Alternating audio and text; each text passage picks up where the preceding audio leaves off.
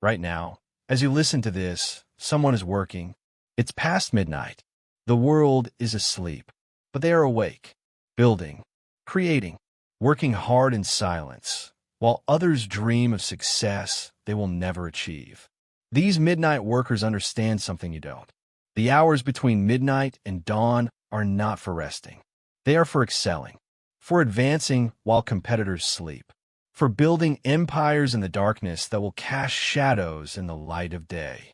This audiobook will teach you their mental frameworks, their discipline, their understanding of why the quiet hours are the most valuable. You have been sleeping through your greatest opportunity. You have been resting while others rise. That ends now. Learn the midnight work ethic. Learn to work hard when the world is asleep. Learn why success belongs to those who refuse to give up the night. Chapter 1. While you sleep, they build. Right now, somewhere in your city, someone is working. It is past midnight. The streets are empty. The buildings are dark. But in one window, a light burns. Someone is awake. Someone is building. Someone is grinding in the silence while you consider whether to rest or rise. And this scene repeats every night in every city across the world. A small minority awake and working. A vast majority asleep and dreaming. The separation is happening right now. It happens every night, and it is creating a divide that daylight hours can never close. Here is what you need to understand. Every night, a separation occurs. On one side are those who rest, who surrender to fatigue, who accept that the day is done and nothing more can be accomplished until tomorrow. On the other side are those who rise, who push past fatigue, who reject the idea that progress must wait for morning. The first group dreams about success. The second group builds it. The first group imagines what they want. The second group creates what they want. Both groups exist.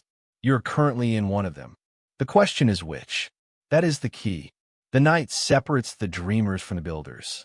Not talent, not luck, not circumstances. The night.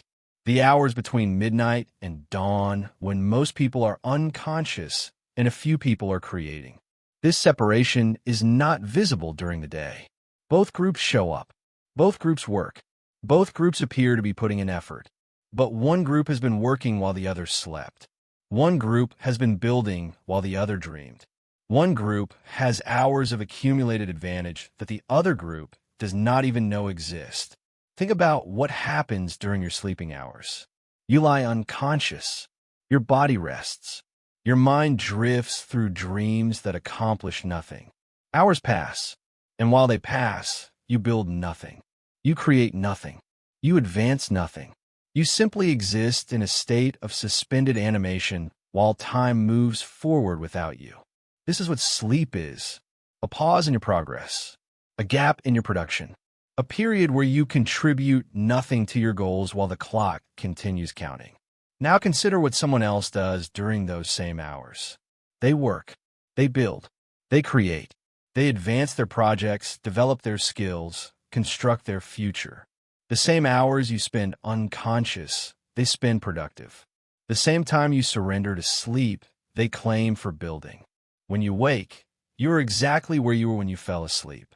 When they wake, they are hours ahead of where they started the night. You have a choice. Join the sleeping majority and accept the stagnation that comes with surrendered hours. Or join the working few and claim the advantage that comes with midnight productivity. One choice is easier. Sleep is comfortable. Rest is pleasant. The bed welcomes you. The other choice is harder. Work is demanding. Night hours are difficult. The body protests. But only one choice produces the results you say you want. Here is who the midnight workers actually are. They are not superhuman. They are not genetically gifted with reduced sleep needs. They are not fundamentally different from you in any biological way. They are simply people who understood a truth you have been avoiding. Equal effort produces equal results. If you work the same hours as everyone else, you will achieve the same results as everyone else. To get ahead, you must work when others do not. And the most available hours when others do not work are the hours when others sleep. The midnight workers found these hours. They looked at their days and saw that everyone else was also working during the day. They looked at their nights and saw emptiness. And used time, hours surrendered to sleep that health did not require. And they claimed those hours, not because they were special, because they were strategic. They saw an opportunity that others ignored, and they took it. The same opportunity exists for you. The same hours are available. The same claim can be made. That is the key. The midnight workers are not different from you. They made a different choice. They chose to work when working was optional. They chose to build when building required sacrifice. They chose to claim hours that others surrendered without thought. The choice made them different, but the choice was available to anyone. It is still available. It is available to you right now. It is not about being superhuman. It is about being strategic, about recognizing that time is the raw material of success and that the night offers time your competitors are not using. About understanding that the hours you spend sleeping are hours someone else spends building. About accepting that the gap between where you are and where you want to be can only close through hours of work, and the night offers hours your day cannot. Here is the compounding advantage that night work creates. The mathematics are simple, but the implications are profound. 1 extra hour per night. That is all. 1 hour that others spend sleeping, you spend working. 1 hour seems small. 1 hour seems insignificant. But 1 hour per night is 7 hours per week. 7 hours is almost a full additional workday that your competitors do not put in. You work 5 days while they work 5 days. But you also work the equivalent of an additional day through claimed night hours. Extend this over a month. 7 hours per week becomes 30 hours per month. 30 hours is nearly 4 additional workdays of separation created in just 1 month. 30 hours of building while they rested. 30 hours of progress while they dreamed. 30 hours that compound on everything you accomplish during the day while they have only their day hours to show. Extend this over a year. 30 hours per month becomes 360 hours per year. 360 hours is 15 full 24-hour days. 15 complete days of additional work that your competitors never put in. 15 days of separation created entirely from hours they surrendered without thought. You worked the same days they worked. You also worked 15 additional days they slept through. The separation is now significant. The gap is now substantial. Now extend this over 5 years, over 10 years, over a career. The compounding becomes insurmountable. The separation becomes impossible to close through day hours alone. The advantage built through night work accumulates into achievement that day-only workers cannot match regardless of their daytime intensity. You have been building while they rested, year after year. The compound effect of that building creates distance that cannot be closed. You have a choice. Start the compounding now. Claim your first night hour tonight.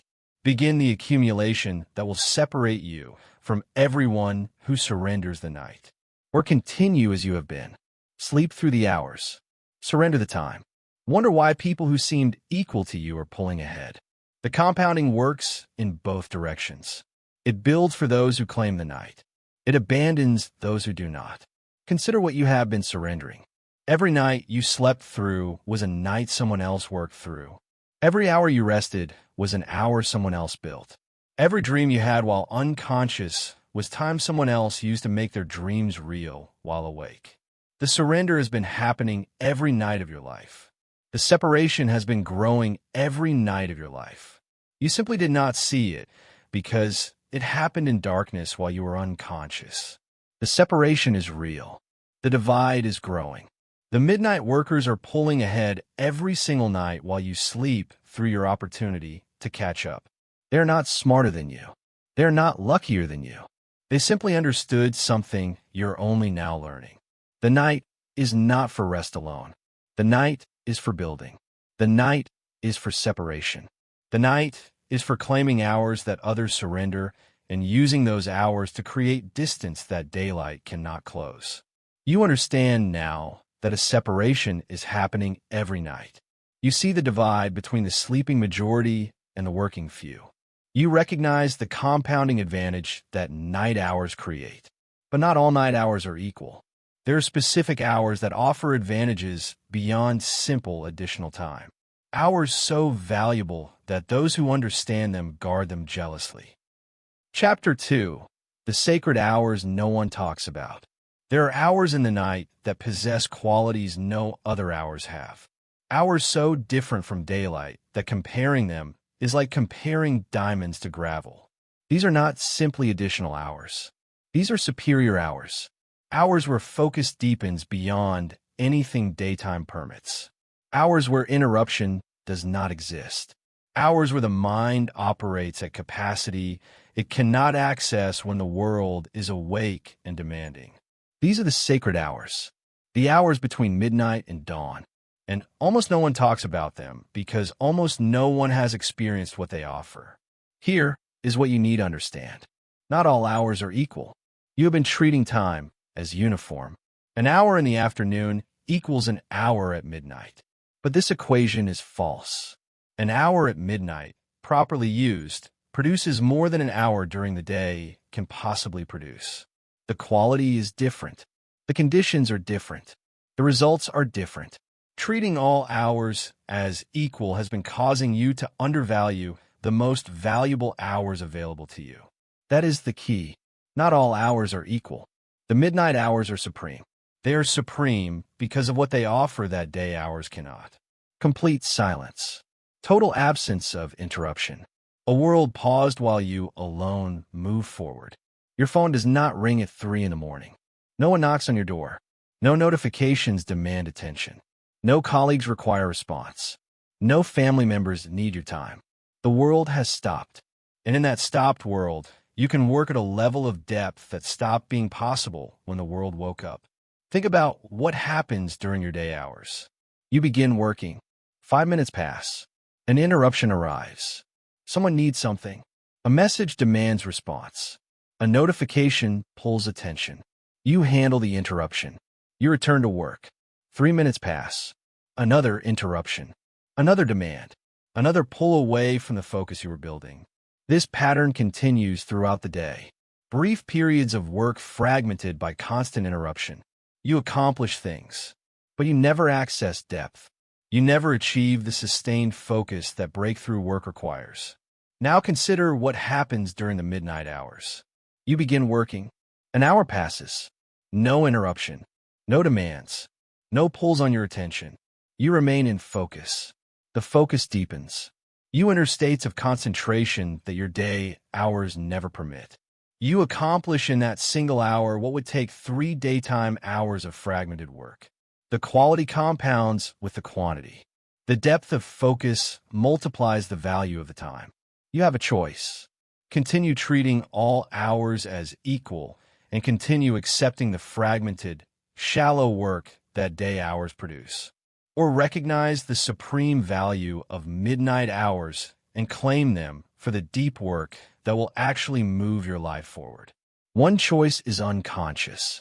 It accepts whatever time is available without evaluating quality. The other choice is strategic. It identifies the highest quality hours and prioritizes them accordingly. Here is why something psychological shifts during night work. When you work while the world sleeps, something changes inside you.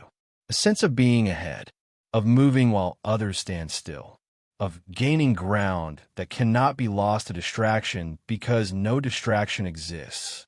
This psychological shift is not incidental. This psychological shift amplifies the practical advantage of the additional hours. You feel different because you're doing something different, and feeling different produces different results. Consider the sense of separation from the crowd.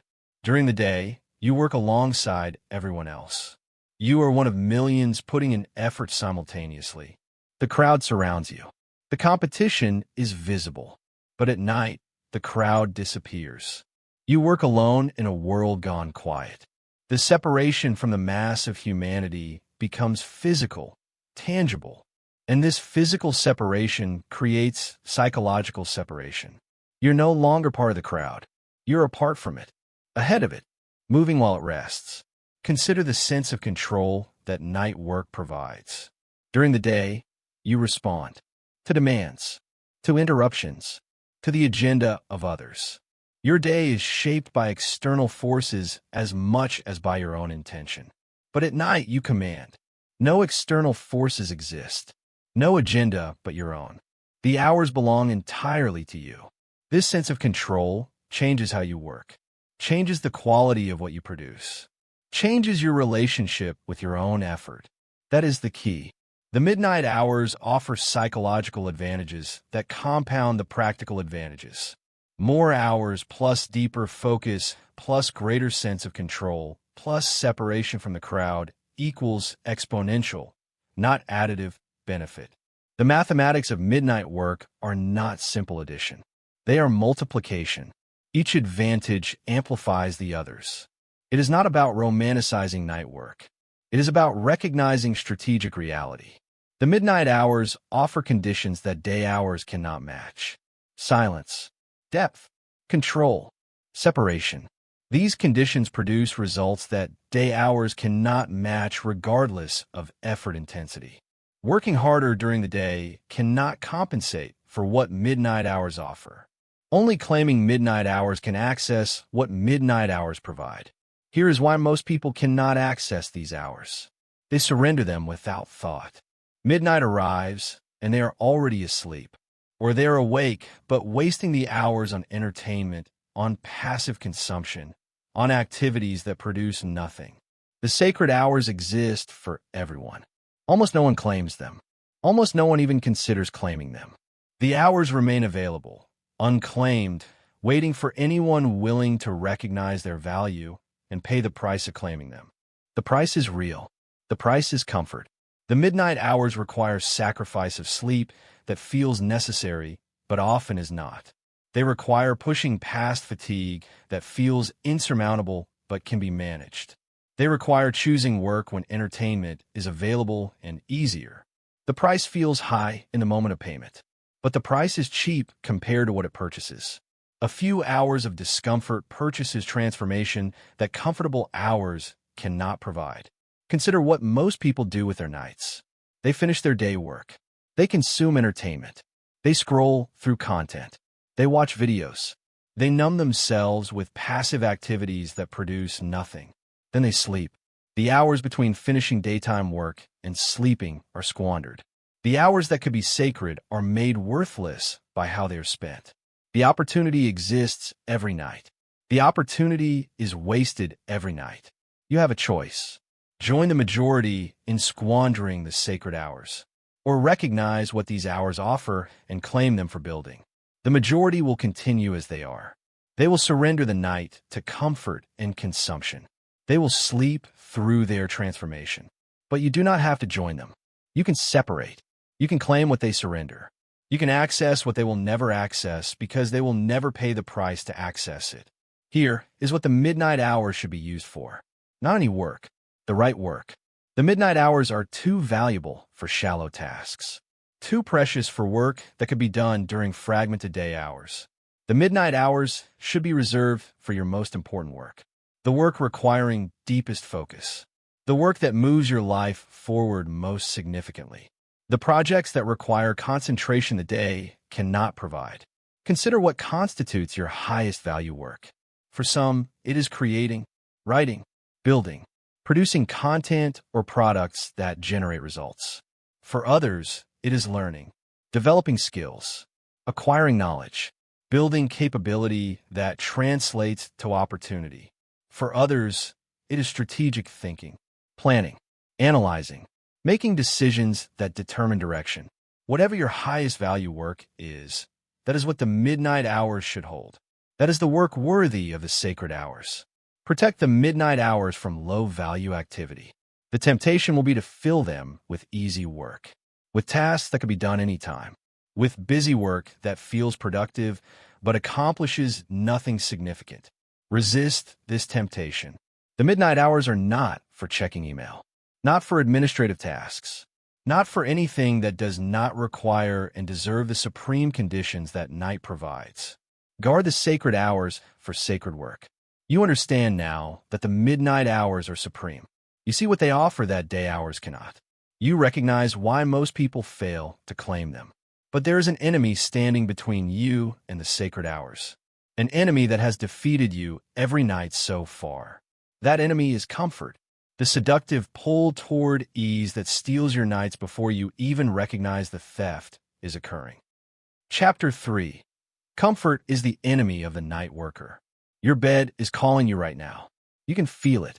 The pull toward softness. The promise of rest. The seduction of comfort that whispers you have done enough for today. This pull is not innocent. This pull is the enemy. Comfort has been stealing your nights for years. Every night you surrendered to the bed when work remained possible. Every evening you chose entertainment over effort. Every time you selected ease over building. Comfort won. You lost. And this pattern has kept you exactly where you are while others who rejected comfort pulled ahead in the darkness. Here is what you need to understand. Comfort is not neutral. You have been treating comfort as deserved reward, as something you earned through the day's effort, as a natural conclusion to productive hours.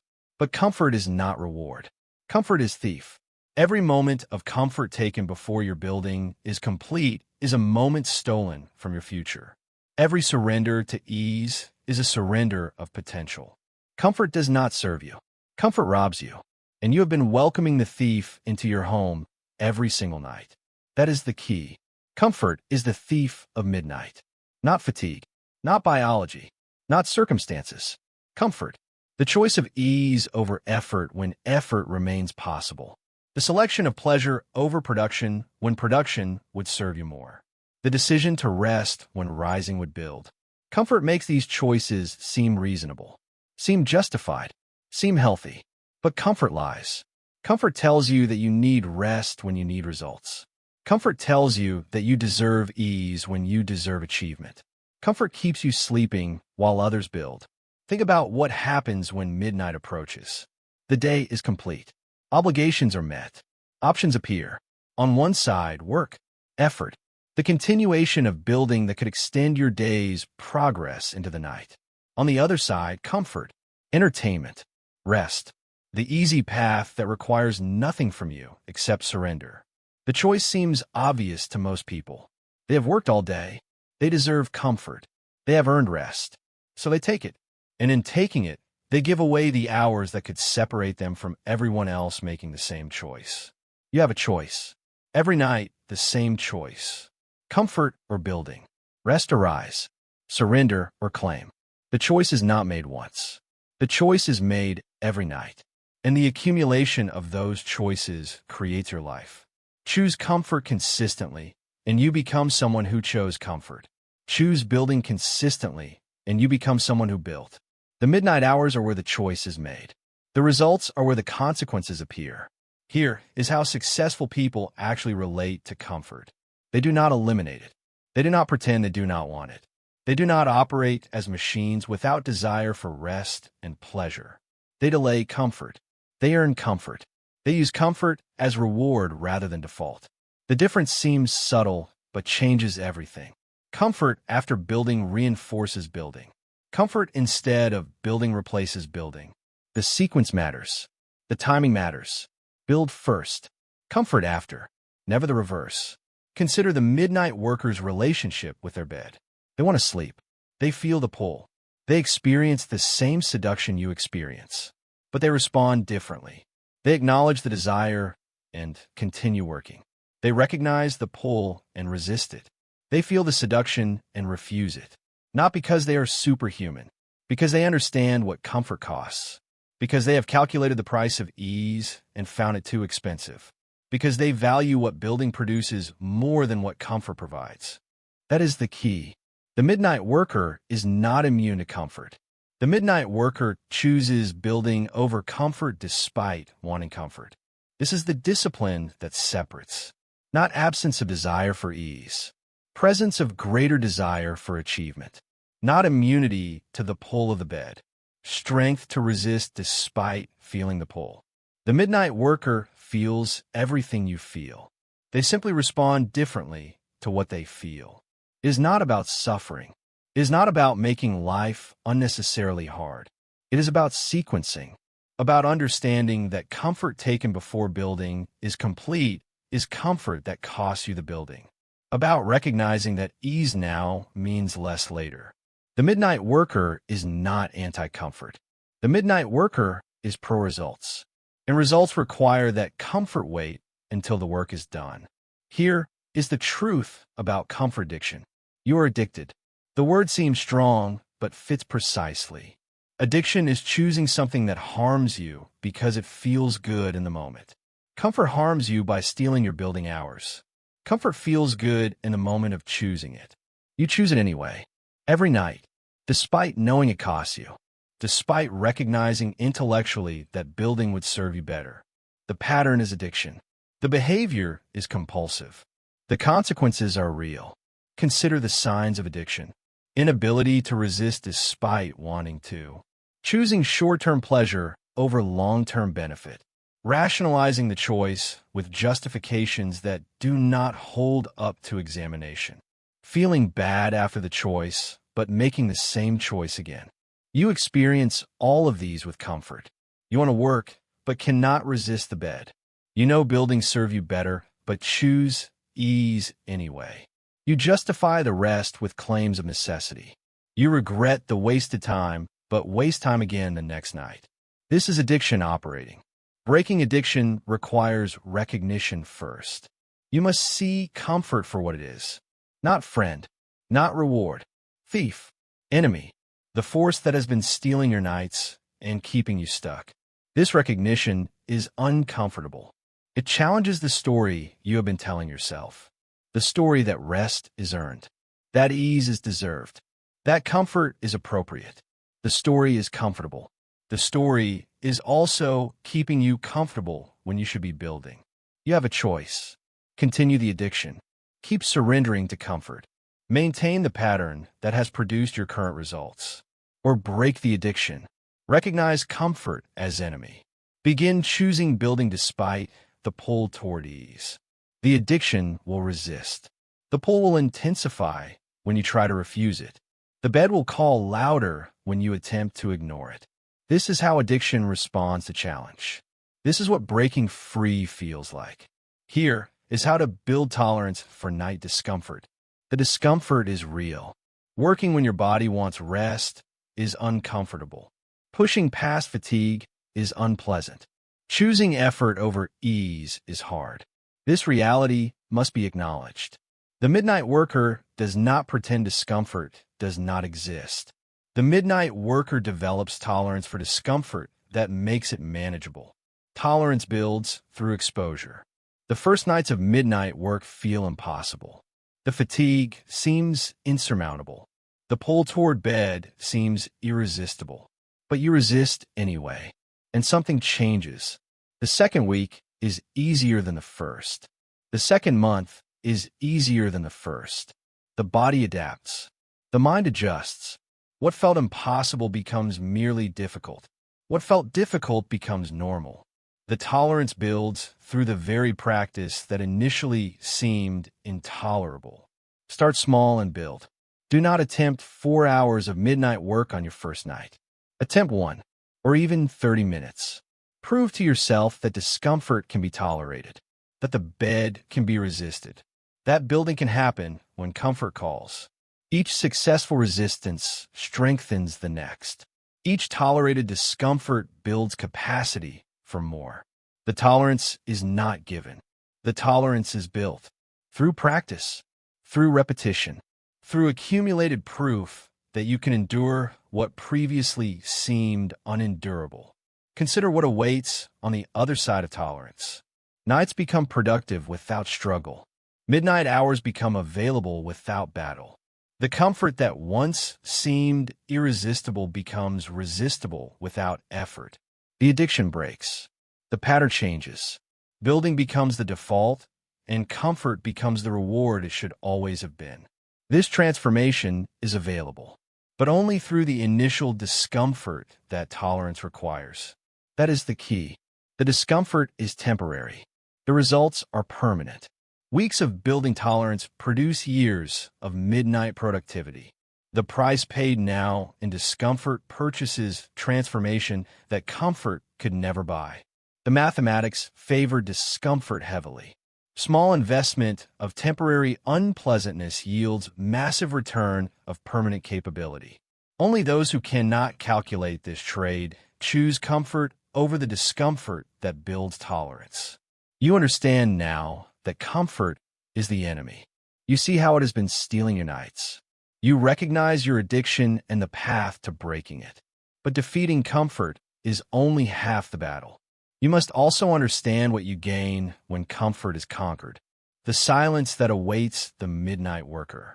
The profound advantage that working in quiet provides. Chapter 4. The silence is your advantage. Listen, right now. Notice the sound around you. The background noise you have learned to ignore. The hum of devices. The distant traffic. The movement of people. The constant low-level assault on your attention that never stops during waking hours. This noise is not neutral. This noise is degrading everything you try to accomplish. Every sound is a pull on your focus. Every interruption is a disruption to your depth.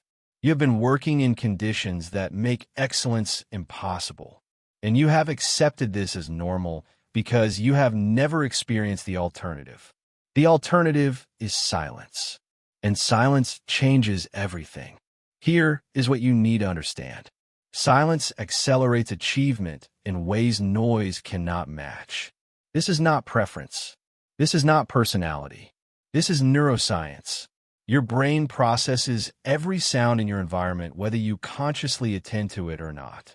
This processing consumes cognitive resources, resources that would otherwise be available for your work. In noisy environments, a portion of your mental capacity is perpetually diverted to monitoring sounds. In silence, that capacity is freed. The full power of your mind becomes available. The difference in output is not marginal. The difference is transformational. That is the key. In silence, you become capable of what noise prevents. Not slightly more capable, fundamentally more capable. The work you produce in silence differs in kind from the work you produce in noise. Deeper thinking, clearer connections, more creative solutions, better quality across every dimension. Silence does not just let you work longer. Silence lets you work better. The midnight hours offer both more time and better conditions. The combination produces results that daytime work cannot approach regardless of effort intensity. Think about what happens when you try to focus during the day. You begin working on something important. Your mind starts engaging with the problem.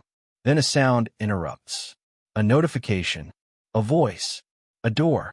Your mind processes the interruption, evaluates whether it requires response, determines it does not, returns to work. But the return is not instant. The depth you were building must be rebuilt. You start again. Focus begins deepening. Another interruption, another processing, another return, another rebuilding. This cycle continues throughout the day. You never reach full depth because interruptions keep pulling you back to the surface. Now consider what happens at midnight. You begin working. Your mind engages. Focus deepens. Time passes. No interruption. Focus continues deepening. You enter states of concentration that day hours never permit. You access levels of cognitive performance that require sustained attention to reach. The work that emerges from this depth reflects the conditions that produced it. Quality that fragmented daytime focus cannot generate. Solutions that surface-level thinking cannot discover. Excellence that noise makes impossible. You have a choice. Continue accepting the degraded work that noisy conditions produce, or claim the silent hours and discover what you are actually capable of when conditions support rather than sabotage your effort. Most people never make this choice because they never recognize that conditions matter this much. They assume their current output represents their capability. It does not. Their current output represents their capability degraded by conditions that prevent full expression. Change the conditions and capability expands. Here is what noise has actually been costing you. Consider your day hours honestly. How often is your focus truly uninterrupted? How frequently do you achieve the sustained concentration that complex work requires? How much of your day is spent in the shallow end, handling easy tasks, responding to demands, never going deep because depth requires time without interruption and your days never provide it? The cost of noise is not measured in the interruptions themselves. The cost is measured in the depth you never achieve, the breakthroughs you never reach, the quality you never produce. Consider the work you are proudest of, the projects that represented your best thinking, the creations that demonstrated your full capability. When did you produce them? Likely during rare periods of extended focus.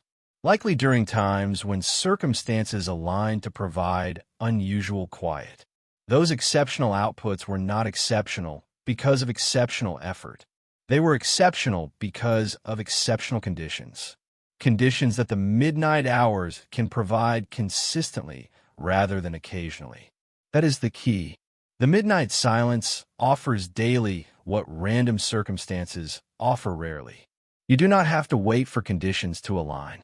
You do not have to hope for quiet periods.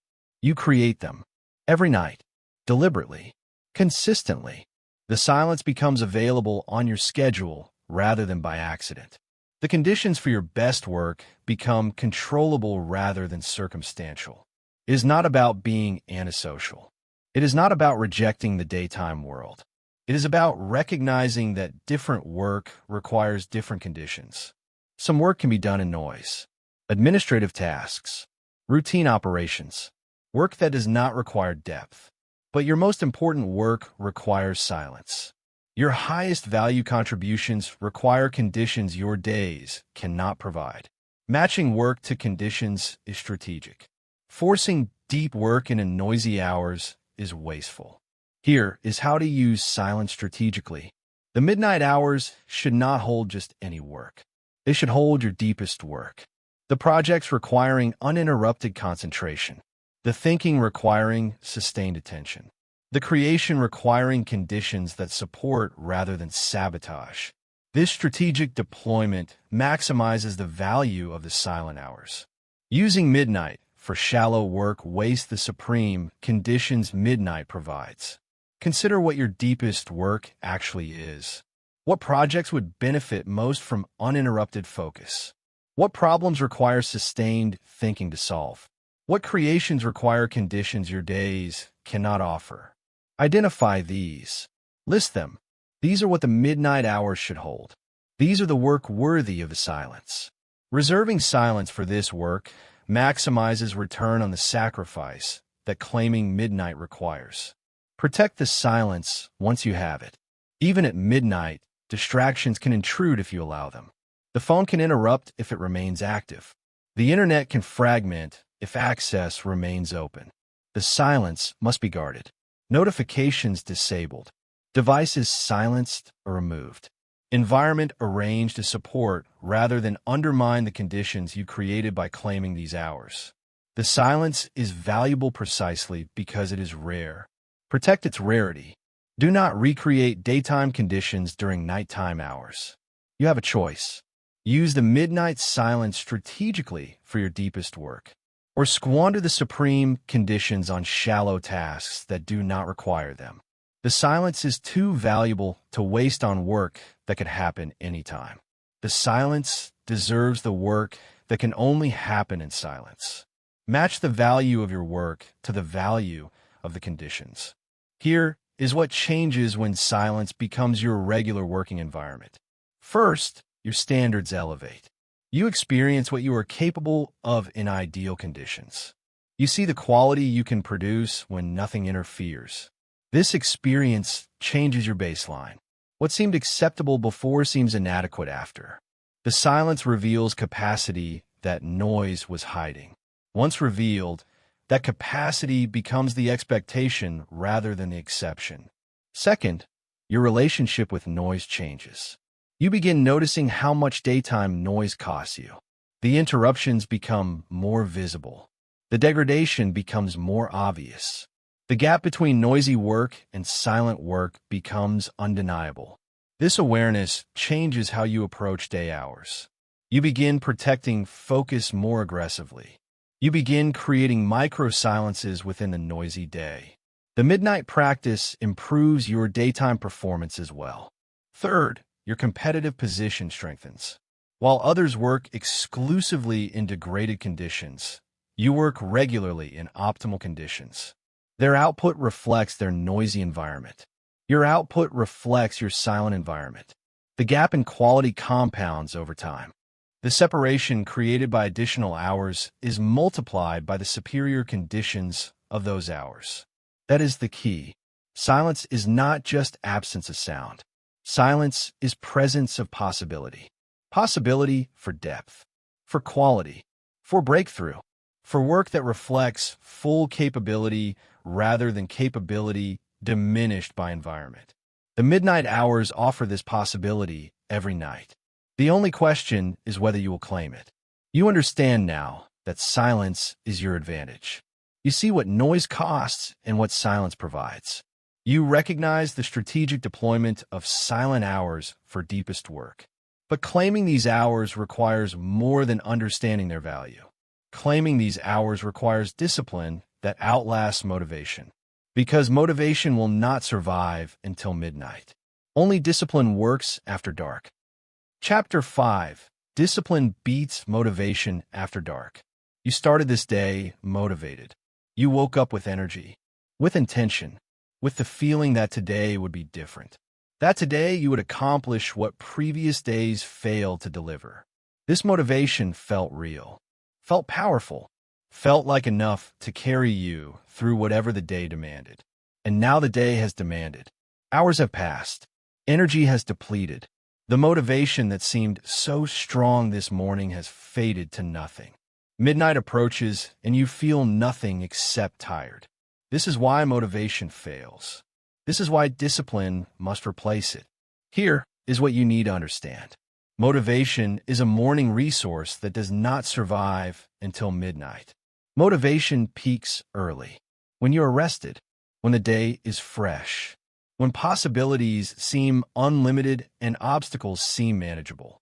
But each hour depletes motivation. Each demand drains it. Each decision diminishes it.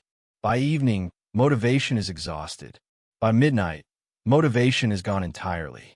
If your night work depends on motivation, your night work will not happen. The resource required does not exist at the hour required. That is the key. Motivation sleeps. Discipline works. Motivation is feeling like doing something and therefore doing it. Discipline is not feeling like doing something and doing it anyway. Motivation requires favorable internal conditions. Discipline operates regardless of internal conditions. Motivation is unreliable because feelings are unreliable. Discipline is reliable because discipline does not depend on feelings. At midnight, when motivation has long since vanished, only discipline remains. And only those who have built discipline can work when discipline is all they have. Think about what happens when you rely on motivation for night work. The day ends. Fatigue arrives. You consider whether to work or rest. You check your motivation. There is none. The feeling of wanting to work is absent. The energy to push forward does not exist. The internal state that would make working feel possible has depleted completely. So you make the reasonable choice. You rest, because without motivation, working seems impossible. And another night passes without the building that would have changed your trajectory. Now consider what happens when you operate from discipline. The day ends. Fatigue arrives. You do not check your motivation. You do not assess whether you feel like working. The decision was made long ago. You work at midnight. This is what you do. This is who you are. The internal state is irrelevant. The feeling is irrelevant. The motivation or lack of motivation is irrelevant. The discipline executes regardless. And so you work, not because you feel like it, because discipline does not require feeling. You have a choice. Continue relying on motivation and continue failing when motivation fails you. Or build discipline and discover consistency that motivation cannot provide. The choice determines your nights. The choice determines your results. The choice determines whether you become someone who builds in darkness or someone who sleeps through their opportunity to build. Here's how to build discipline that survives fatigue. Discipline is not willpower. Willpower depletes like motivation does. Discipline is systems, structures, decisions made in advance that eliminate the need for midnight decision-making. When you must decide at midnight whether to work, you will usually decide not to. The conditions are unfavorable. The fatigue is real. The bed is calling. But when the decision was made yesterday, or last week, or last year, midnight presents no choice to make. Only execution of what was already decided. Consider what this means practically. You decide now, not at midnight, that you will work at midnight. The decision is final, non-negotiable, not subject to revision based on how you feel when midnight arrives. When midnight arrives, you do not ask yourself whether you want to work. You do not evaluate whether conditions favor working. You do not consider alternatives. You simply begin. The decision already happened. Now comes only execution. That is the key. Decisions made in advance eliminate midnight willpower requirements. The discipline is in the deciding, not the doing. Once truly decided, the doing follows automatically.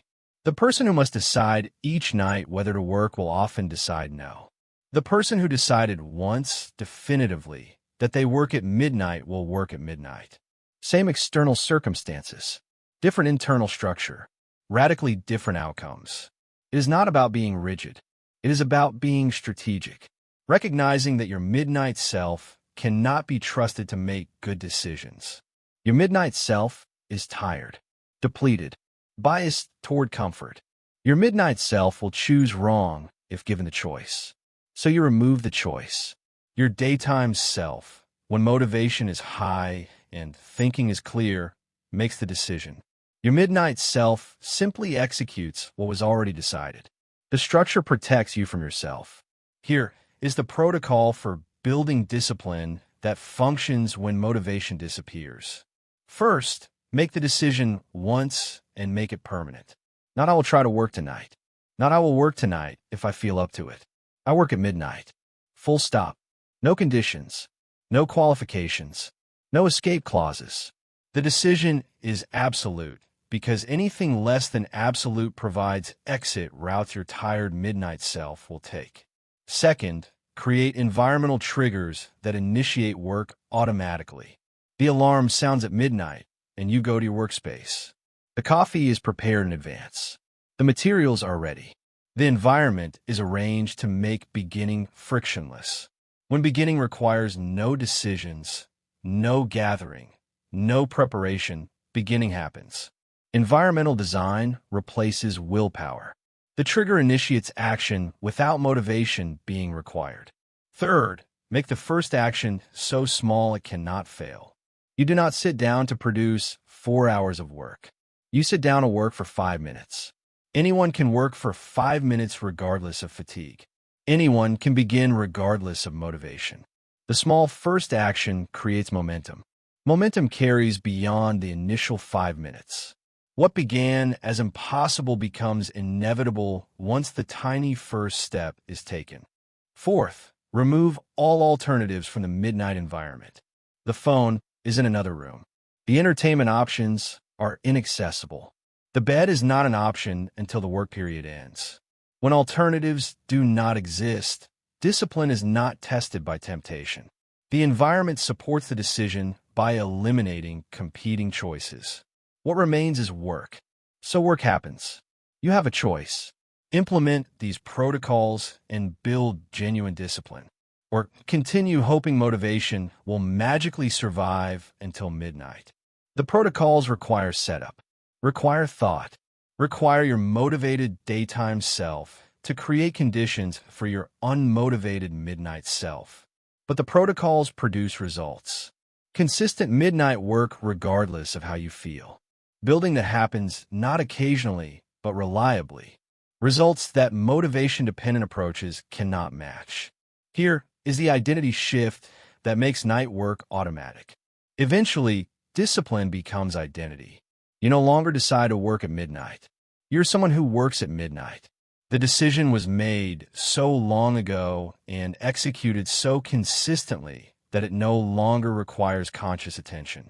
Working at midnight is simply what you do. Like breathing, like eating, like all the other activities that happen without deliberate choice because they are part of who you are. Consider what this identity shift looks like. Midnight arrives. You're already moving toward your workspace, not because you thought about it, because that is where you go at midnight. The ritual begins, not because you initiated it consciously, because the ritual is automatic. The work happens, not because you chose to work, because you're someone who works at this hour.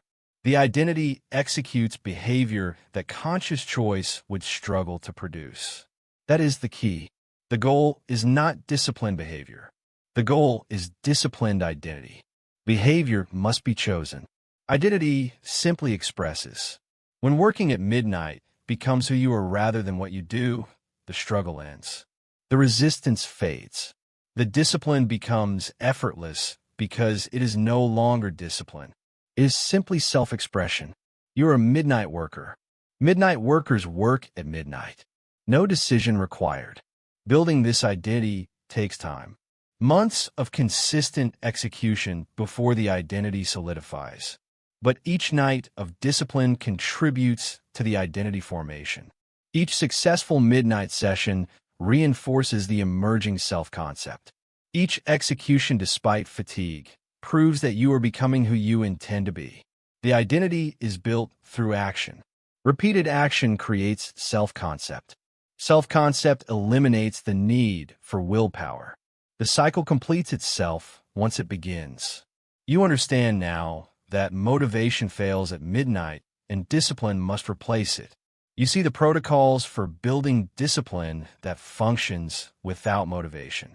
You recognize the identity shift that makes night work automatic. But discipline and identity serve a purpose. That purpose is competitive advantage.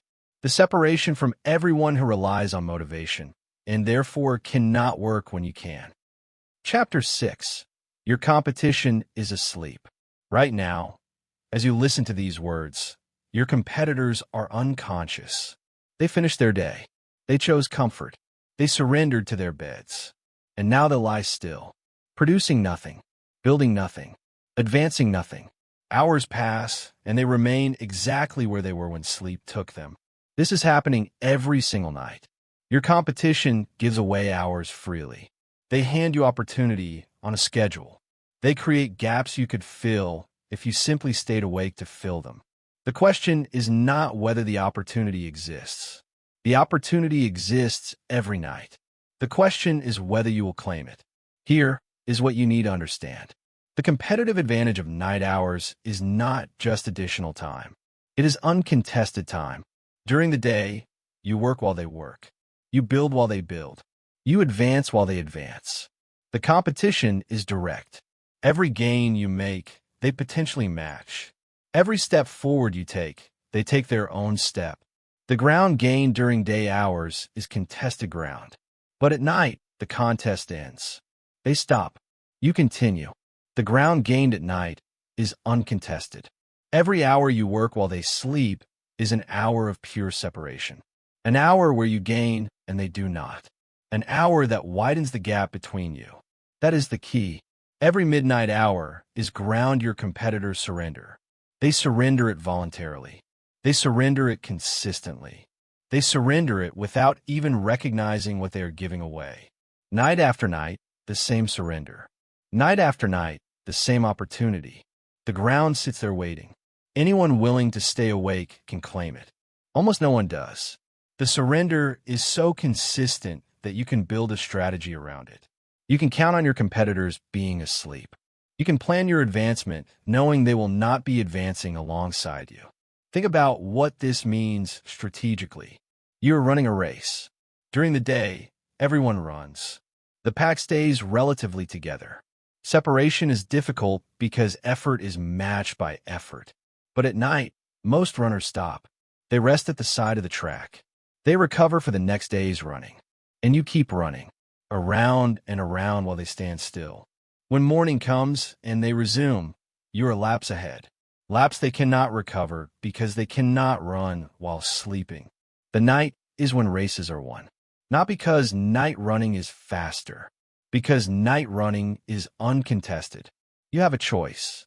Join the resting pack and maintain your position in the crowd, or keep running while they rest and create separation that daylight effort cannot close. The choice is made every night. Rest or run, sleep or separate, join the crowd or leave it behind. Most people choose rest. Most people choose sleep. Most people choose the crowd. You do not have to be most people. You can choose differently. You can run while they rest. You can build while they dream. Here is the mathematics of competitive separation. Consider 2 hours of night work. Just 2 hours that your competitors spend sleeping. 2 hours per night is 14 hours per week. 14 hours where you build and they do not. 14 hours of uncontested advancement. Over a month, this becomes 60 hours. 60 hours of separation. Nearly 8 full workdays where you produced and they remained unconscious. Extend this over a year. 60 hours monthly becomes 720 hours annually. 720 hours is 30 complete days. 30 full days of additional work that your competitors never put in. 30 days where you advance your position while they maintain theirs. The gap after 1 year is 30 days of separation. 30 days they cannot close by matching your daytime effort because the separation was created at night when they were not competing. Now extend this over 5 years. 3,600 hours. 150 days of separation. 5 months of work they never did. Over 10 years, the separation becomes a year. An entire year of additional work built from hours they surrendered every night. The compounding is relentless. The gap becomes impossible to close. The advantage becomes permanent. All from hours they gave away freely while you claimed them. That is the key. The mathematics of night work create insurmountable separation over time.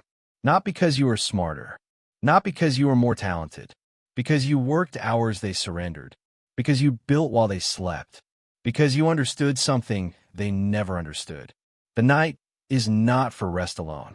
The night is for separation, for competitive advantage that cannot be matched by those who sleep through it. It is not about never resting. It is about strategic rest, about recognizing that competitors who rest more than necessary give you opportunity, about understanding that every hour of unnecessary rest you take is an hour of opportunity you surrender to anyone willing to work it. Rest enough for health. Rest enough for sustainability. But do not rest beyond what is required. Every excess hour of rest is ground you give back, ground you work to gain during the night, now surrendered through unnecessary sleep. Here is the psychological impact your invisible hours have on competitors. When your results emerge, they notice. They see outcomes that seem disproportionate to visible effort.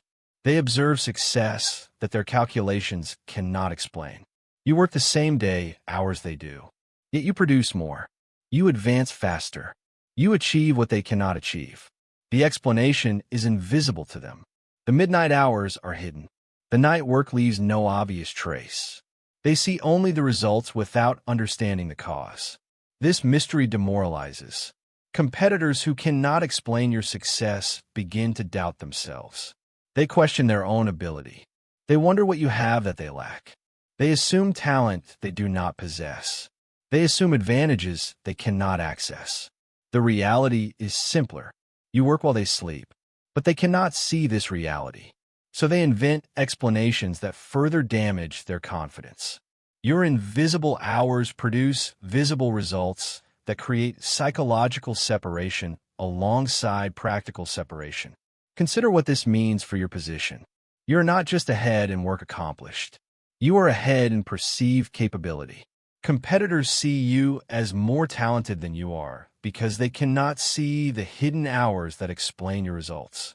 This perception affects how opportunities flow toward those who seem most capable, toward those whose results suggest superior ability. Your midnight work produces results that create reputation that attracts more opportunity. The cycle compounds in your favor. You have a choice.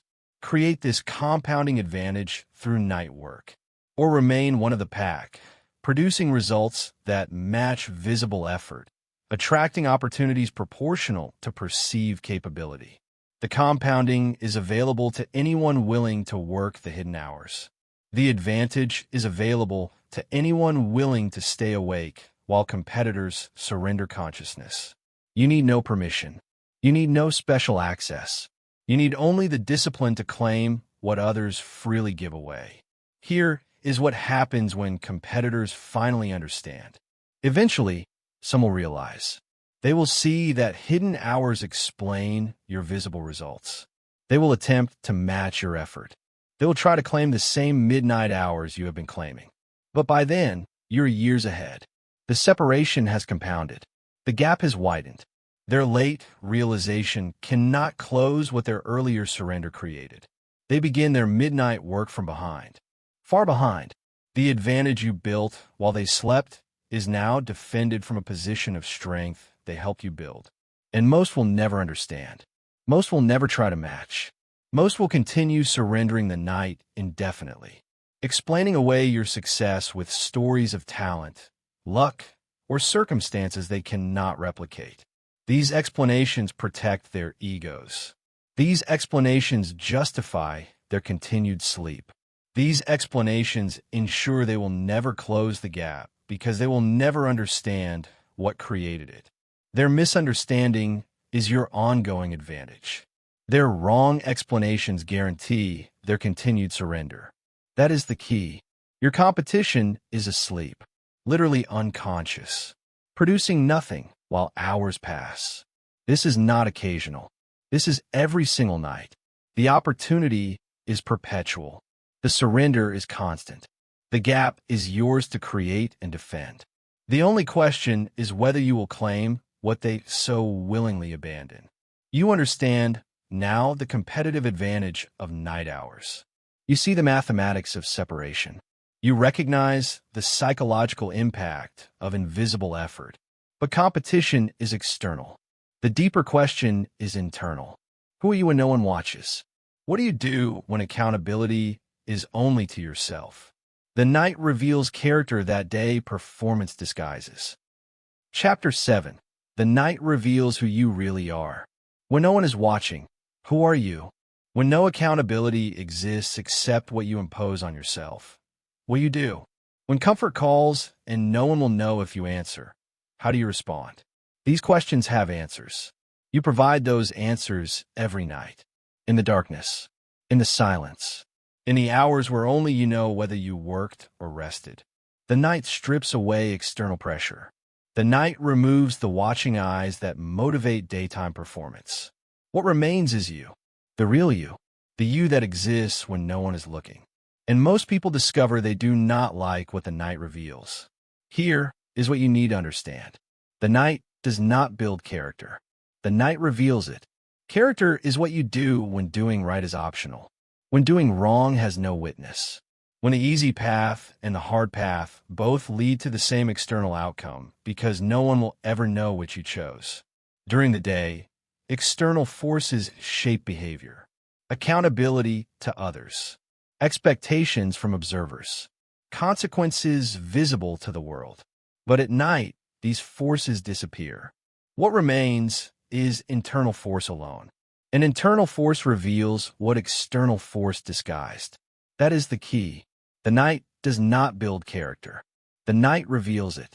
You have been hiding behind daytime accountability. Performing well because performing poorly would be seen.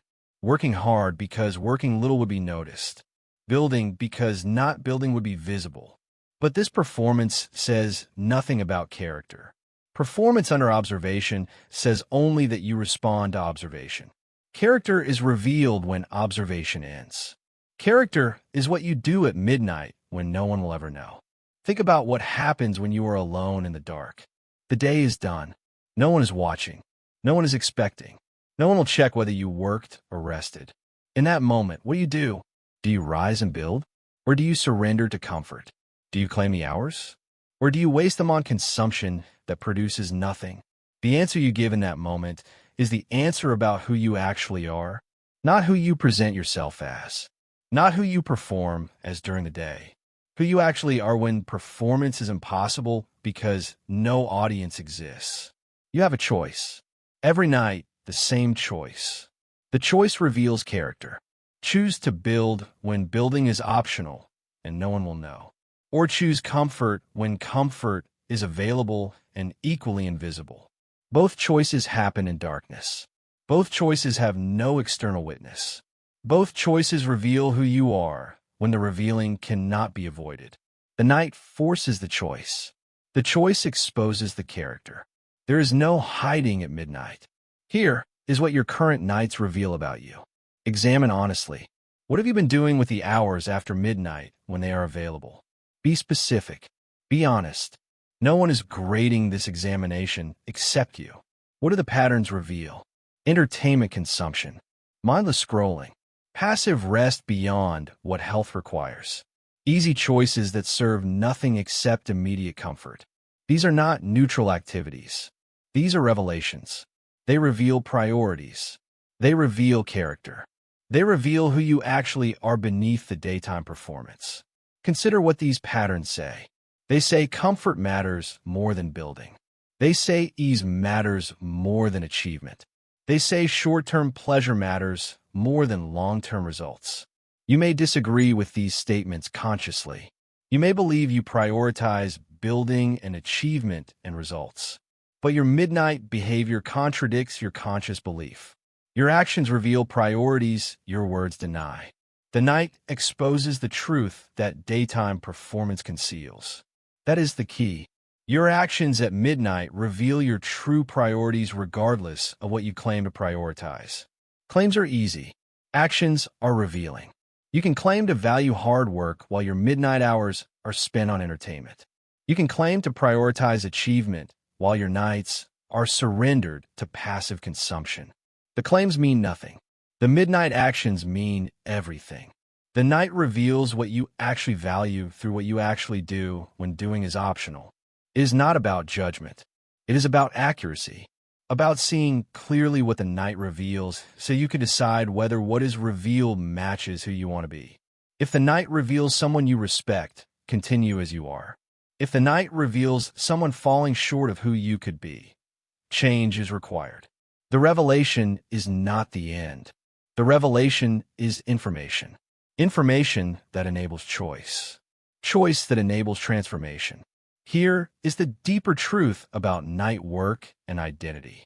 Success goes to those who earn it when no one is watching, not those who perform well under observation, not those who build when building is expected, those who earn success in the dark, those who work when working is entirely optional, those who claim hours that could easily be surrendered without anyone knowing. These are the people who succeed, because their success is built on character that cannot be faked, on discipline that does not require external enforcement, on commitment that holds when nothing external holds it in place.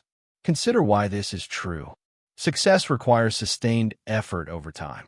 Sustained effort requires doing right when doing wrong is easier. Doing right when doing wrong is easier requires character that does not depend on observation. The chain is unbreakable. Success requires character. Character is revealed and built in the darkness. Therefore, success is determined in the darkness. The midnight hours are not peripheral to success. The midnight hours are central to it. They are where the character that produces success is forged and proven. You have a choice. Build the character that success requires, or continue revealing character that guarantees continued struggle. The building happens at midnight. The revealing happens at midnight. The choice about which occurs is made at midnight. Every night, the same opportunity, the same choice, the same revelation of who you are and who you are becoming. Here is what becoming someone worthy of success looks like. It looks like working when work is optional. It looks like building when no one will see the building until results emerge. It looks like claiming hours that could be surrendered without consequence visible to others. It looks like discipline that does not depend on external enforcement. It looks like the midnight worker who rises while others rest, because rising is who they are, not because anyone is watching them rise. Consider the person you want to become. Successful, achieved, respected for results. This person did not become who they are through daytime performance alone. This person became who they are through countless midnight hours. Hours where no one watched. Hours where surrender was available and invisible. Hours where they chose to build anyway. Their success emerged from character forged in those hours. Character you can forge in the same way. If you make the same choices they made, in the same darkness where they made them, that is the key. The midnight hours are where you become worthy of what you want. Not through wishing, through working, not through daytime performance, through nighttime discipline, not through what others see you do, through what you do when others see nothing. The night is the forge. The discipline is the fire. What emerges is character worthy of success that cannot be achieved any other way. The question remains, what will the night reveal about you going forward? Will it continue revealing someone who surrenders to comfort? Or will it begin revealing someone who builds regardless of observation? The past nights are information. The future nights are opportunity. The choice about what they reveal is made now, in how you approach tonight and every night after. You understand now that the night reveals character. You see what your current nights have been revealing. You recognize that worthiness of success is forged in the midnight hours. But revelation is not enough.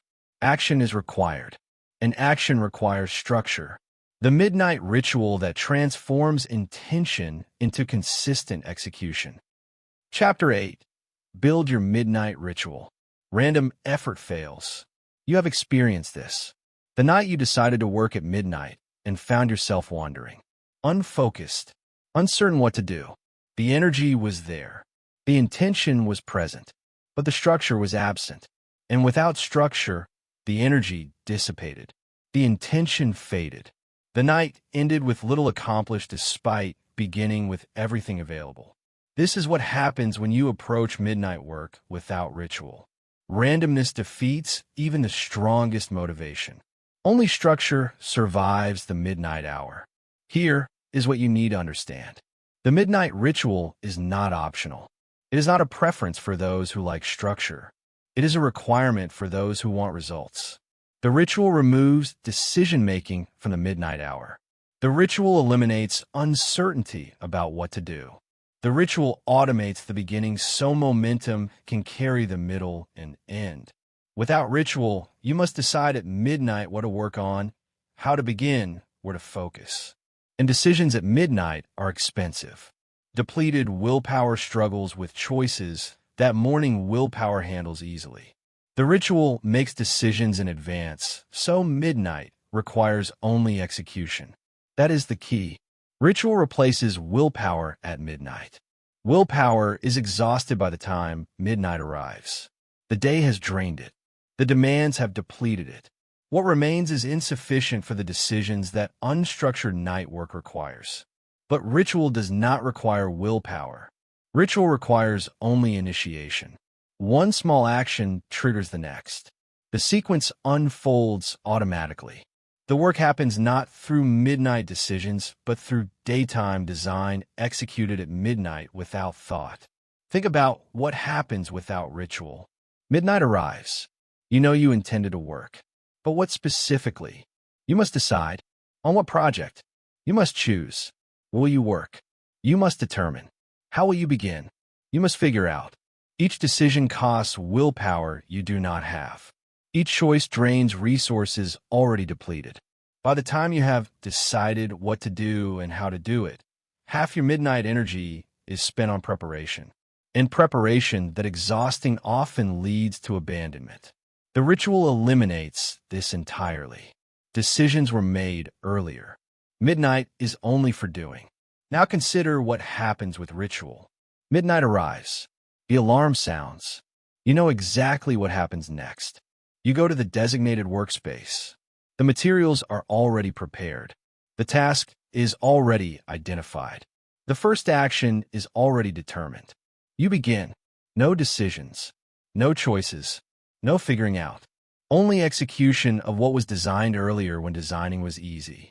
The energy preserved by eliminating midnight decisions flows entirely into the work itself. You have a choice. Approach midnight randomly and struggle with decisions that drain the energy you need for work. Or build a ritual that eliminates decisions and directs all energy toward production. Random approach occasionally succeeds when circumstances align. Ritual approach consistently succeeds because it does not depend on circumstances. The choice between occasional and consistent determines long-term results. Here is what an effective midnight ritual contains. First, specific start time. Not approximately midnight. Not sometime late. A precise time that triggers the ritual. Midnight exactly, or 1 a.m. exactly. The precision matters. Vague timing allows negotiation. Exact timing eliminates it. When the clock shows the designated time, the ritual begins. No discussion, no consideration. The time determines the action. Second, environmental preparation completed before the ritual hour. The workspace ready before midnight. Materials arranged before midnight. Everything needed for work accessible before midnight.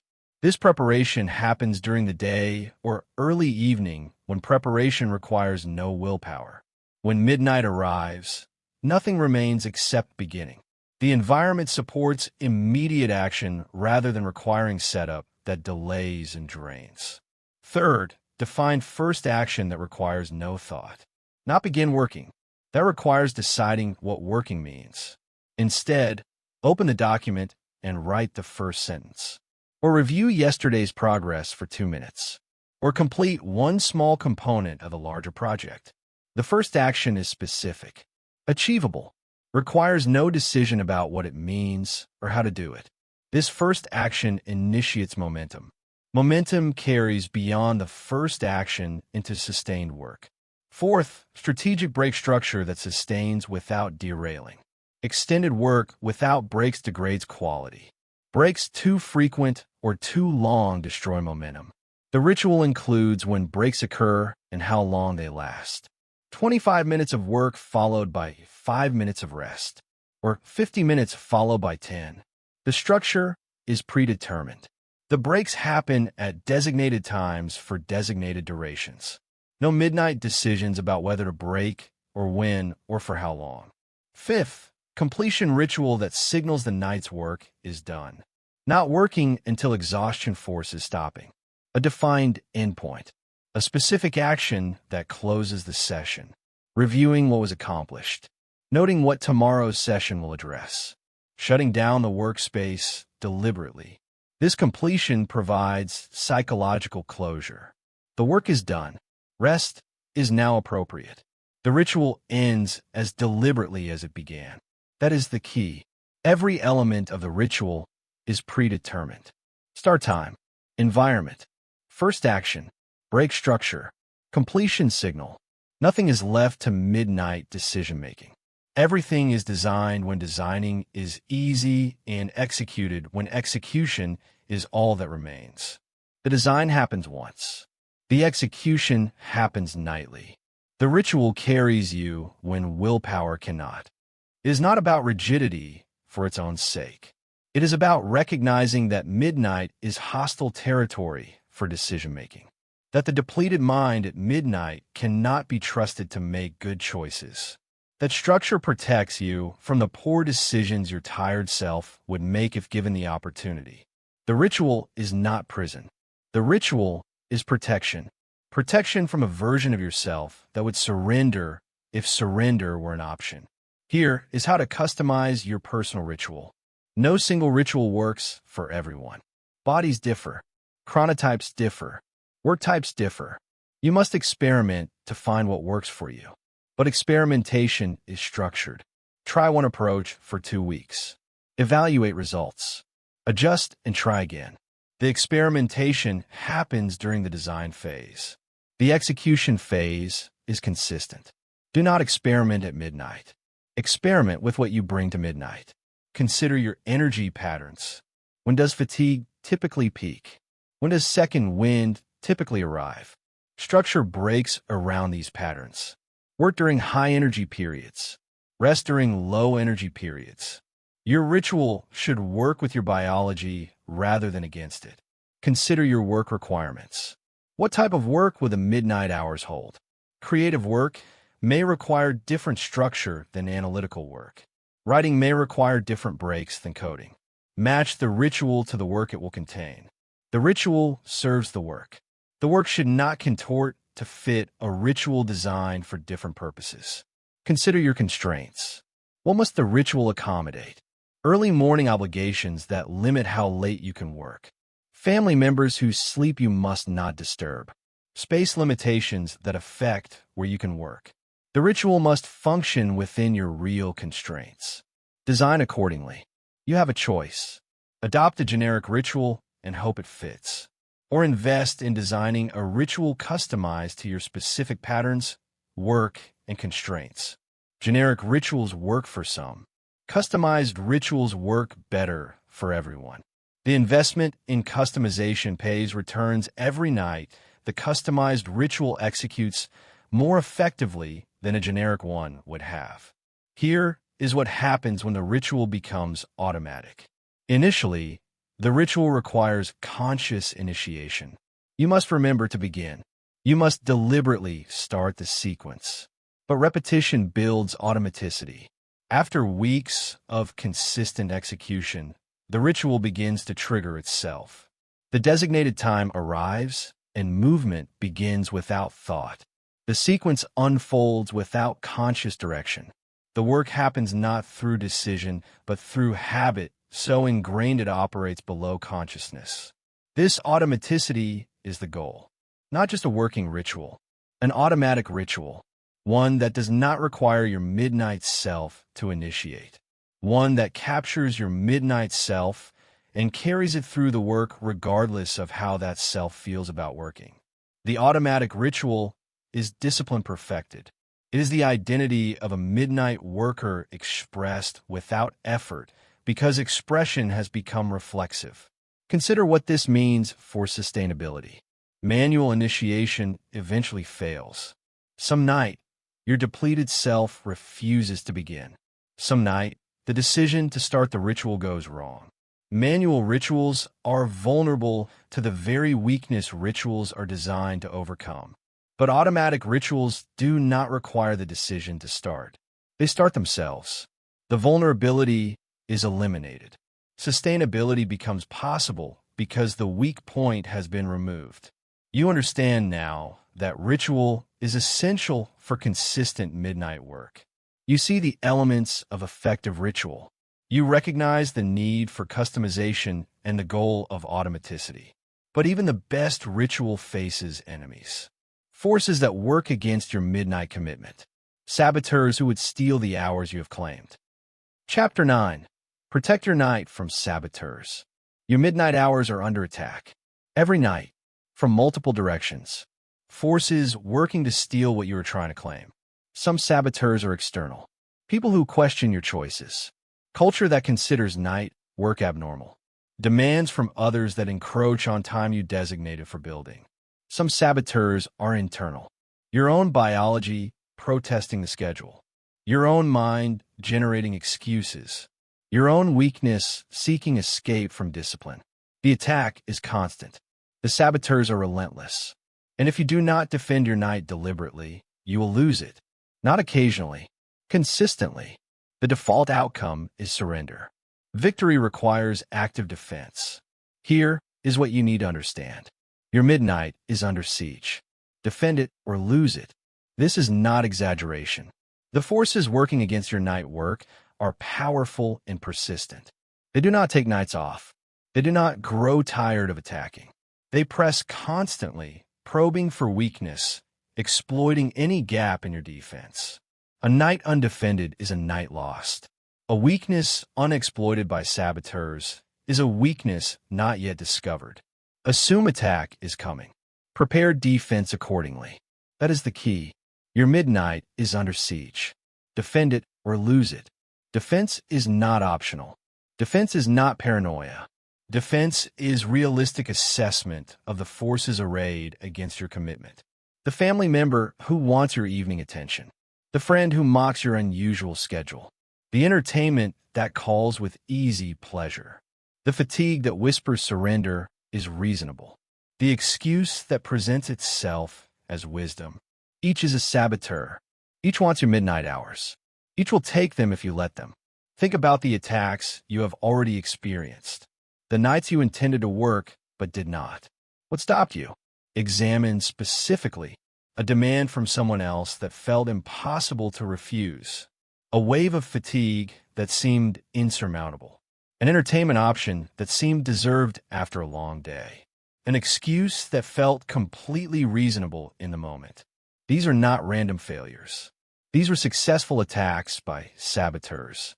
They breached your defense. They took your night. They will continue taking nights until you build defense they cannot breach. You have a choice. Leave your nights undefended and continue losing them to forces that never stop attacking. Or build deliberate defense and protect the hours you need for building. Undefended nights are lost nights. Defended nights are productive nights. The choice between defended and undefended determines whether your midnight commitment survives contact with reality. Here is how to handle social pressure against night work. Not everyone will understand. Some will question why you work such strange hours. Some will mock your commitment as obsessive or unhealthy. Some will pressure you to join normal activities that conflict with your midnight schedule. This social pressure is a saboteur. It works through your need for acceptance, through your desire to fit in, through the discomfort of being different from those around you. You do not need their permission. This must be understood completely. Your schedule is not subject to approval by others. Your commitment does not require understanding from those who have not made the same commitment. Your hours belong to you regardless of what anyone else thinks about how you spend them. Social pressure only works if you grant it authority. Withdraw that authority. Your nights are yours. Other opinions about your nights are irrelevant noise. Consider how to respond to questioning. Explanation is optional. Defense is mandatory. You do not owe anyone an explanation of your schedule. If you choose to explain, keep it simple. You work at night because it serves your goals. That is enough. Lengthy justification invites debate. Brief statement ends conversation. Those who persist after a clear boundary has been set reveal themselves as saboteurs to be managed, not friends to be accommodated. That is the key. You do not need their permission. Not from family, not from friends, not from anyone. You need only your own commitment and the discipline to maintain it against pressure. Some relationships may require adjustment. Some people may receive less of your time than they want. This is the cost of commitment. Those who truly support you will adjust. Those who cannot adjust reveal priorities incompatible with your goals. It is not about alienating everyone. It is about establishing boundaries that protect what matters. Boundaries are not walls. Boundaries are filters. They let through what serves you and block what sabotages you. The boundary around your midnight hours lets through genuine emergencies, blocks casual demands that could be handled differently. The boundary communicates what you will and will not accept. Clear boundaries reduce conflict because expectations become clear. Here is how to handle biological resistance. Your body will protest. This is not sabotage in the sense of intentional attack. This is biology responding to a schedule it has not adapted to. Fatigue is real. The pull towards sleep is genuine. The physical experience of working when your body wants rest is uncomfortable. But biology adapts. The body learns. What feels unsustainable initially becomes normal after adjustment. The sabotage of biological resistance is temporary if you push through it. Consider what the adjustment period looks like. The first week is hardest. Fatigue peaks. The body protests loudly. Every night feels like a battle against physical limitation. The second week is easier. The body begins adjusting.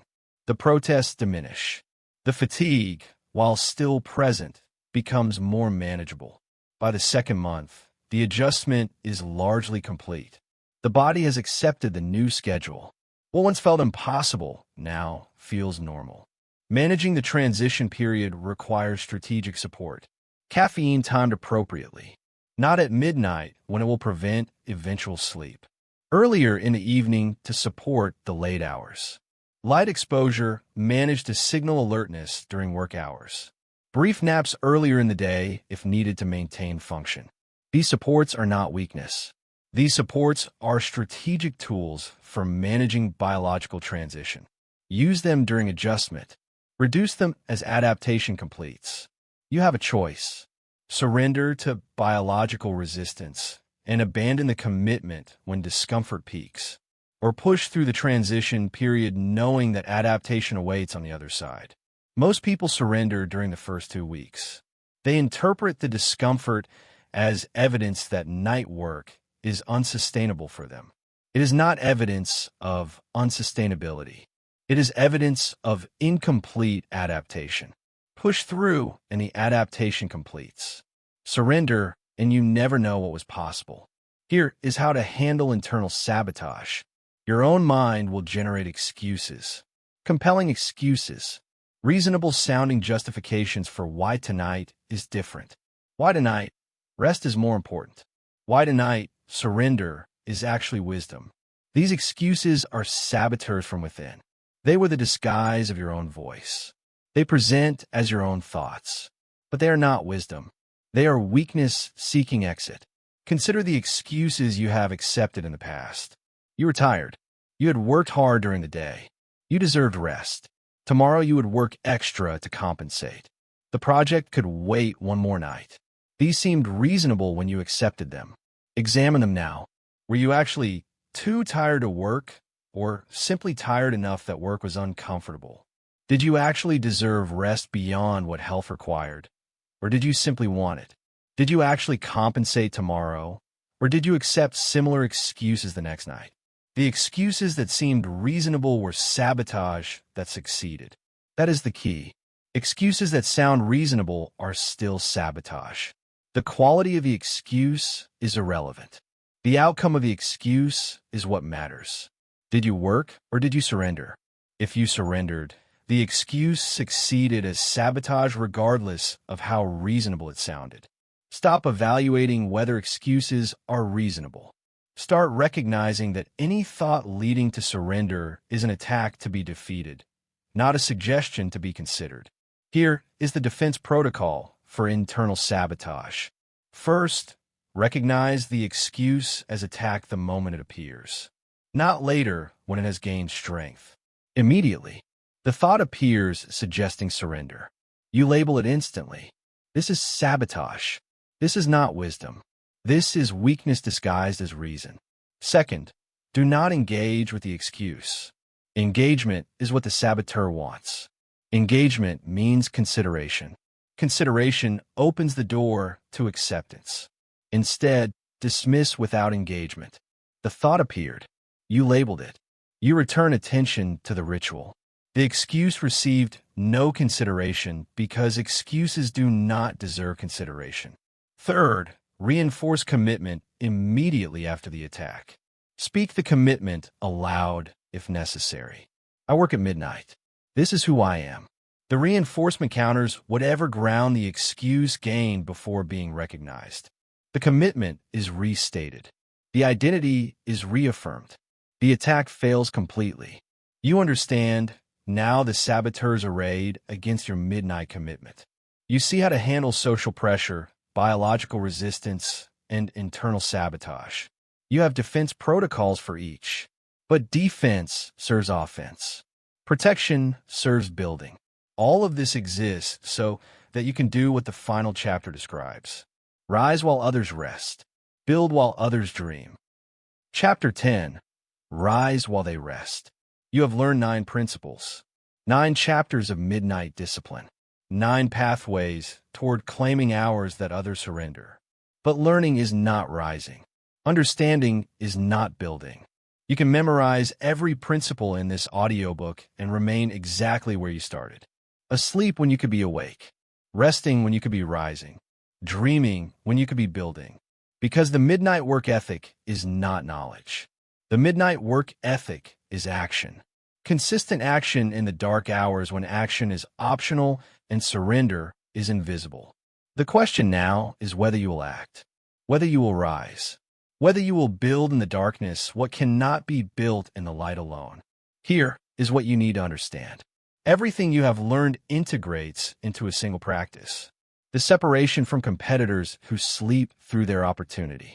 The sacred hours that offer conditions day hours cannot match.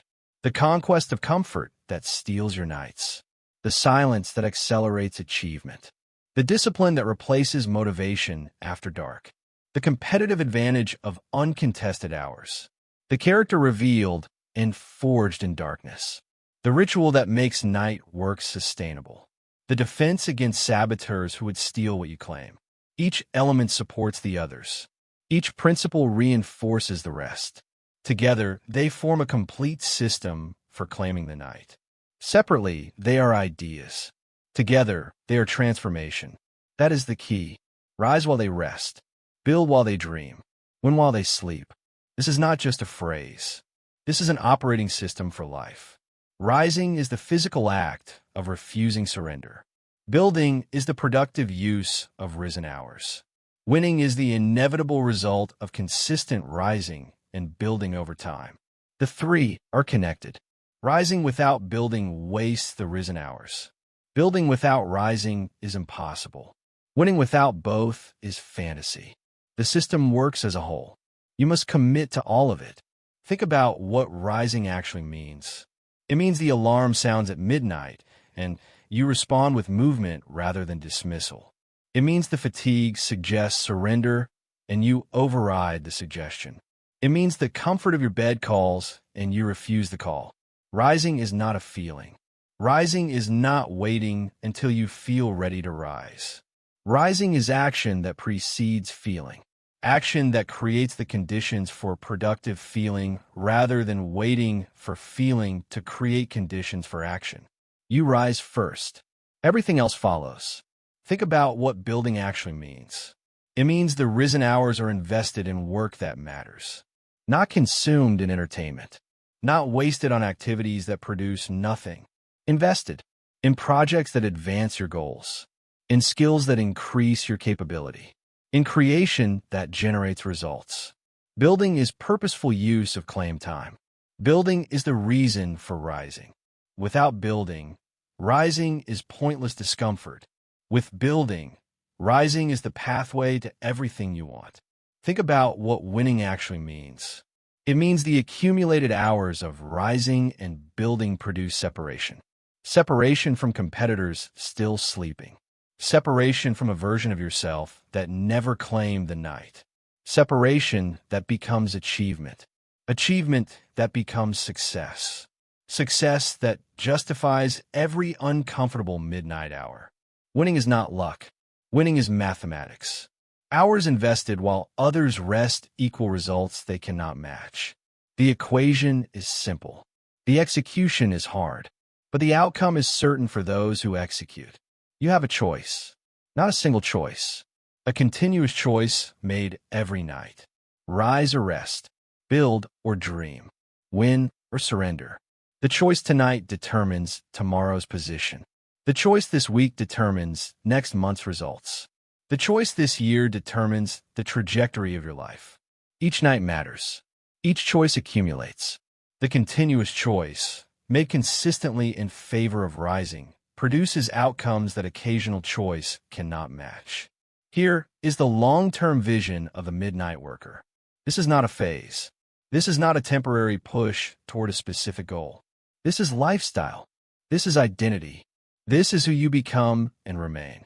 The midnight worker does not stop working at midnight when the immediate goal is achieved. The midnight worker continues because midnight work is who they are. The goals change. The projects evolve. The midnight hours remain claimed. Permanently. The long-term vision extends beyond any single achievement to a lifetime of achievement made possible by a lifetime of claimed nights. Consider what a lifetime of midnight work produces. Decades of additional hours, decades of compounded separation, decades of results that day-only workers cannot approach regardless of their daytime intensity. The mathematics extended over a lifetime becomes staggering.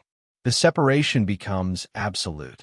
The achievement becomes legendary, not because of supernatural ability, because of sustained commitment to rising when others rest. Year after year, decade after decade, the same choice, the same discipline, the same midnight hours claimed while the world sleeps. That is the key. The midnight work ethic is not a technique. It is a way of life, a permanent commitment to claiming hours others surrender. A lifestyle built around the understanding that success belongs to those who work when working is optional. This lifestyle does not end.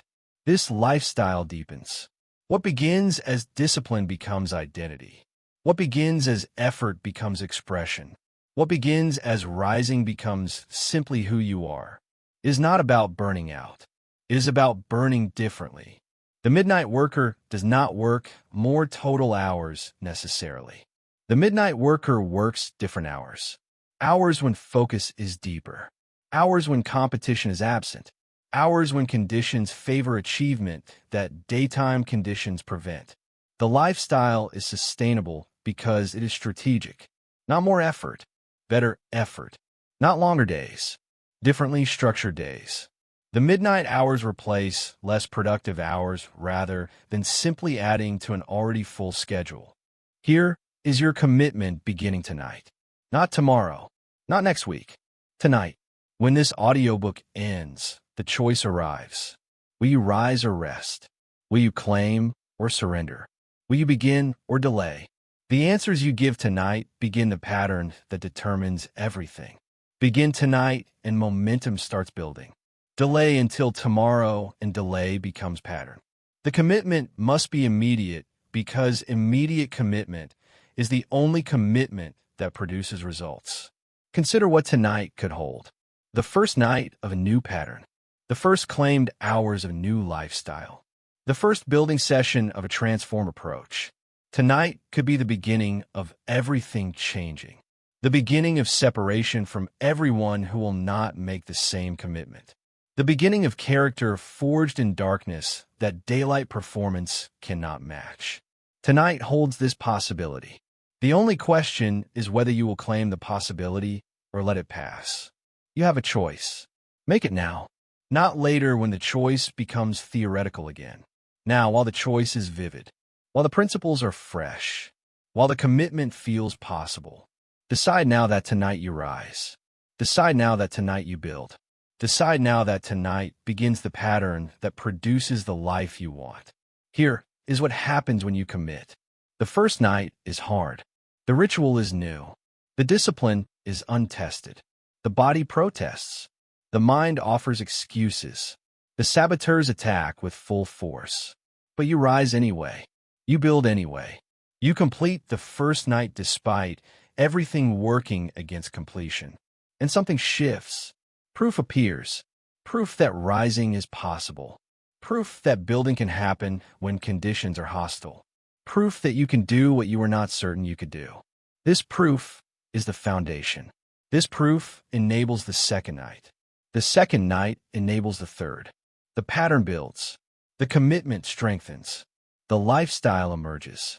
The second week is easier than the first. The body begins adapting. The ritual becomes familiar. The discipline grows through repetition.